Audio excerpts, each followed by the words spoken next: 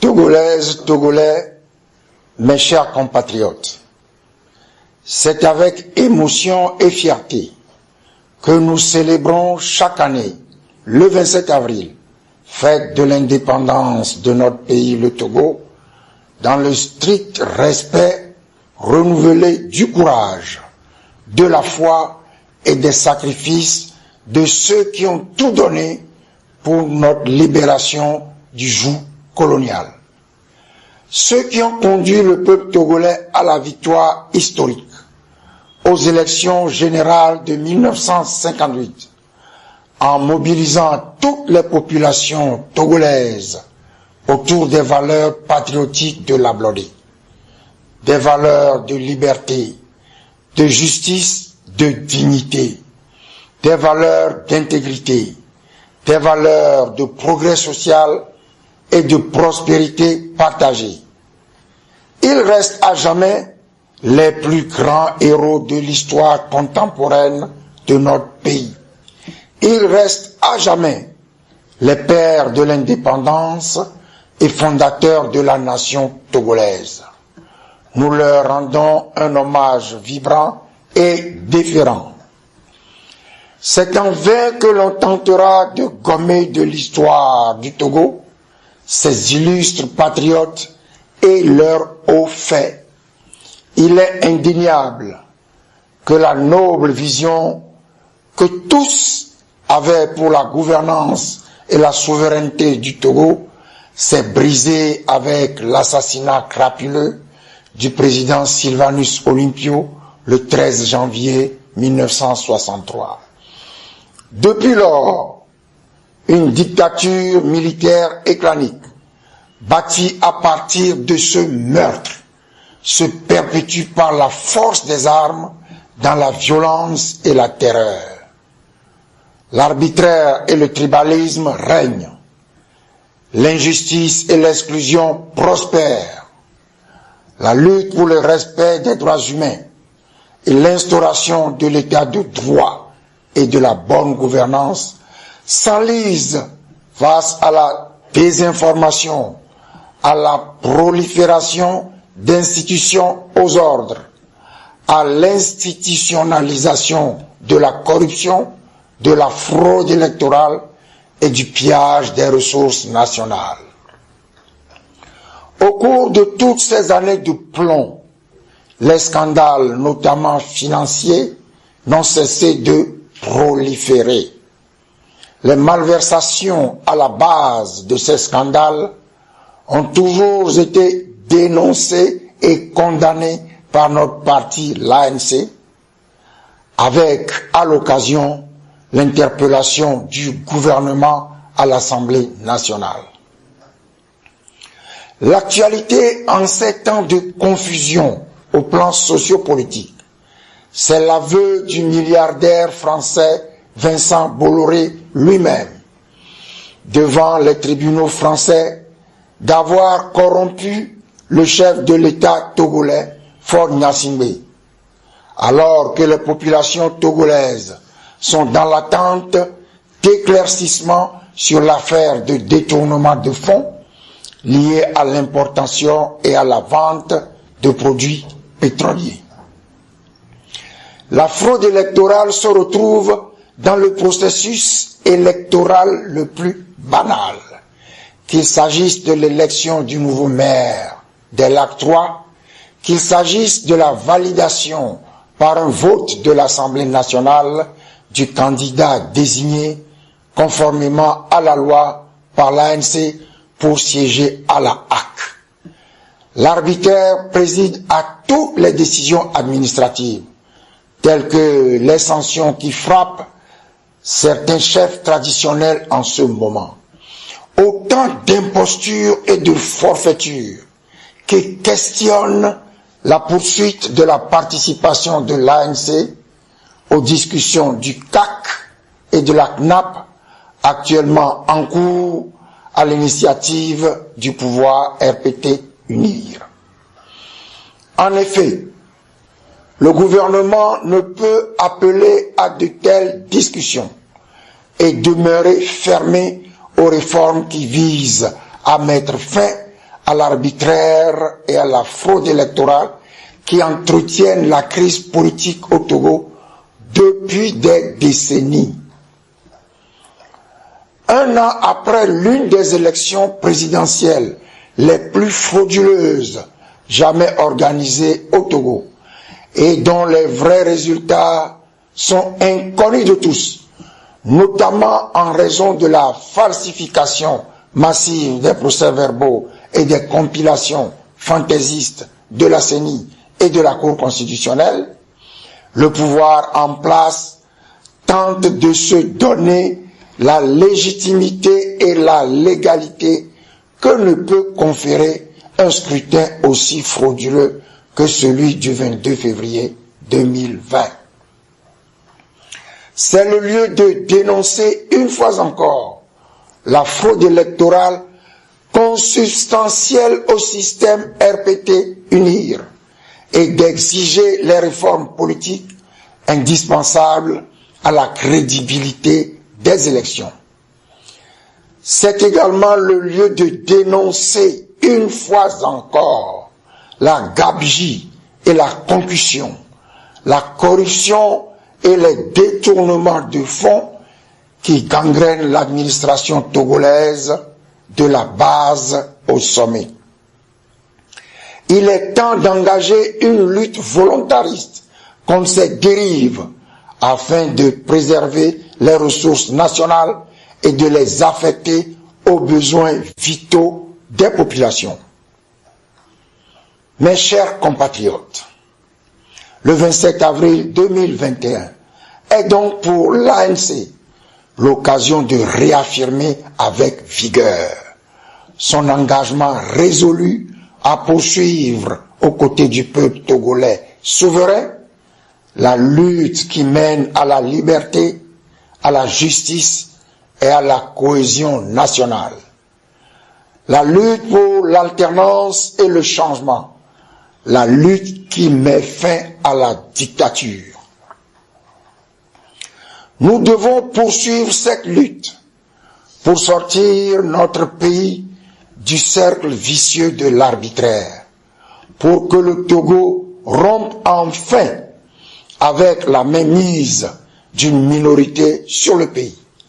Une minorité qui utilise l'appareil d'État pour conserver le pouvoir, appauvrir les populations et bloquer toute possibilité d'alternance. En saluant le courage et la détermination des forces démocratiques en lutte pour le changement, nous invitons les femmes, la jeunesse, les travailleurs de tous les secteurs de nos villes et de nos campagnes à se joindre à nous pour nous réapproprier cet enseignement de notre hymne national qui nous rappelle que nous sommes les seuls artisans de notre bonheur ainsi que de notre avenir. Ensemble, brisons donc les chaînes de la dictature qui nous opprime. Nous en appelons en particulier à la jeunesse de notre pays. Elle doit se préoccuper de la situation lamentable dans laquelle le RPT-UNIR s'évertue à maintenir le Togo, sans aucune perspective d'épanouissement. Les jeunes doivent s'engager résolument sur la voie conduisant à la transformation de notre pays en une nation libre et prospère, débarrassée du tribalisme, une terre qui offre à chacun et à tous les mêmes chances de réussite. Les jeunes Togolais et les jeunes Togolaises doivent comprendre qu'il est de leur devoir de faire du Togo le meilleur endroit pour vivre et s'épanouir. Pour cela, ils doivent s'organiser eux-mêmes et se mobiliser aux côtés et au sein des forces démocratiques pour défendre leur cause. Le droit à l'éducation et à la formation, le droit à un emploi leur permettant de vivre décemment. Ensemble, ils constituent un puissant mouvement, une force patriotique. Eh bien, qu'ils mettent leur énergie et leur intelligence au service de la lutte pour un meilleur Togo, celui de leur avenir. Togolaises, Togolais, la célébration du 27 avril est aussi pour nous l'occasion de saluer la mémoire de tous ceux et de toutes celles qui ont donné leur vie au cours de ces années de dictature pour que le Togo retrouve sa dignité. Nous réitérons notre compassion et notre solidarité à tous nos compatriotes blessés dans leur chair, meurtris dans leur âme, injustement arrêtés, détenus, contraints à l'exil ou à la clandestinité. Nous demandons le retour en toute sécurité pour ceux qui sont encore contraints de vivre loin de leur pays. Nous demandons la libération de tous ceux qui sont encore en détention dans les prisons togolaises pour des raisons politiques. Nous demandons qu'il soit mis fin à la situation des personnes injustement inculpées dans l'affaire des incendies des marchés de Lomé et de Kara. Nous ne pouvons accepter que se perpétue l'instrumentalisation de la justice à des fins politiques. Mes chers compatriotes, notre lutte est longue et âpre. Elle requiert de l'endurance, de la persévérance et l'inébranlable conviction que toute cause juste, rigoureusement défendue, finit toujours par triompher. Nous devons malheureusement constater que l'instrumentalisation de la religion et l'usage du mensonge, du dénigrement, de la calomnie et de la diffamation dans le débat politique depuis quelques années, par des personnes se réclamant de l'opposition, ont considérablement affaibli le combat pour l'alternance. Ceux qui se sont livrés et se livrent toujours à ces errements portent devant l'histoire, quel que soit leur statut, une lourde responsabilité dans le recul de la lutte de plusieurs décennies. Ceux qui tirent à boulet rouge sur l'ANC et ses responsables, sans autre raison que de promouvoir un nouveau Messie, se trompent lourdement, car le seul résultat de ces manœuvres politiciennes à courte vue est la désaffection pour les urnes des électeurs de l'opposition qui, déçus, voire dégoûtés, préfèrent rester chez eux au lieu d'aller voter en grand nombre. Il est temps de mettre fin à ces égarements qui démoralisent et démotivent les populations. N'est-il pas paradoxal d'inciter par le mensonge les populations togolaises à haïr un parti et ses dirigeants, dans le même temps qu'il est demandé à ce même parti de mobiliser les populations contre la dictature? Comment mobiliser ceux qu'on incite à vous rejeter parce que vous seriez haïssable? Le seul adversaire politique de l'ANC est et demeure le RPT UNIR, qui devrait être la cible des véritables forces démocratiques. La volonté affichée par certaines personnes de détruire l'ANC coûte que coûte ne profite qu'au RPT UNIR. Ceux qui combattent l'ANC au lieu du RPT UNIR se trompent de lutte. Quand l'ANC serait anéantie, La dictature aura-t-elle disparu? Et il convient de s'interroger sérieusement sur les objectifs réels poursuivis par les pourfendeurs de l'ANC, car ils ne visent pas l'alternance, mais le leadership de l'opposition. Nous ne pouvons éviter la recherche de la vérité sur les faits qui ont conduit à la situation que connaît l'opposition aujourd'hui. Nous devons tout mettre en œuvre pour connaître les raisons pour lesquelles certaines personnes se réclamant de l'opposition ou prétestant travailler pour l'alternance et le changement ont choisi de franchir la ligne rouge de l'indécence et de l'immoralité, en adoptant des méthodes indignes, fondées exclusivement sur le mensonge et la calomnie, contre ceux qui ont consenti de lourds sacrifices dans le combat contre la dictature. Comment comprendre que ceux qui se sont engagés dans cette entreprise funeste tentent cyniquement de se défausser sur nous des résultats de leurs actes?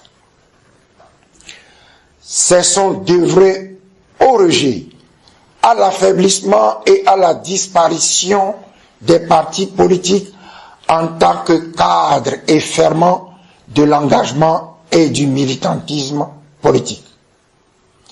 Face au RPT unir et à la dictature, exaltons plutôt l'effort de ceux qui consolident l'existence des partis politiques d'opposition par un travail acharné sur le terrain, un débat libre et intense au sein de leurs instances dirigeantes et une mise en œuvre rigoureuse des directives de ces dernières dans le strict respect de la discipline de parti.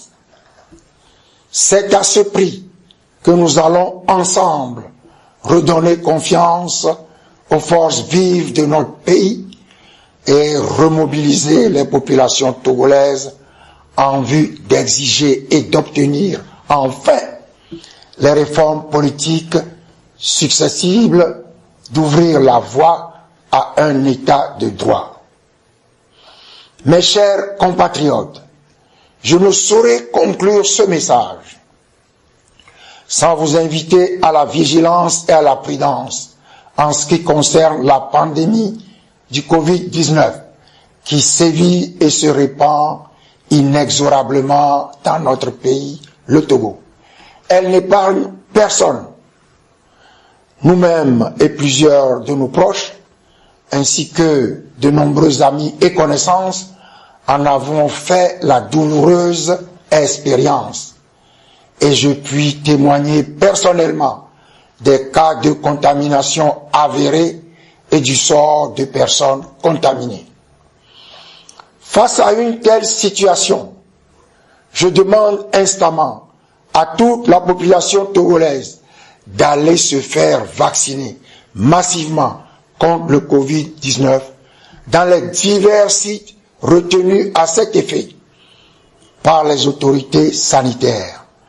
J'en appelle à la conscience et à la responsabilité citoyenne de chacun pour se préserver et préserver les autres de cette pandémie en se faisant vacciner. Je demande aux autorités togolaises de tout mettre en œuvre pour assurer la disponibilité du vaccin contre le Covid-19 en quantité aussi bien qu'en qualité, avec une communication et un encadrement approprié pour permettre au plus grand nombre d'accéder rapidement et sans danger au vaccin. Il reste entendu que seule l'observation scrupuleuse des mesures barrières et la vaccination de l'ensemble des populations permettront de juguler la propagation des contaminations. Togolaises, Togolais, mes chers compatriotes, à vous toutes et à vous tous, je souhaite une bonne fête de l'indépendance. Que Dieu Tout-Puissant vous bénisse, qu'il bénisse et protège notre cher pays, le Togo. Abloré, abloré, abloré Gbadja.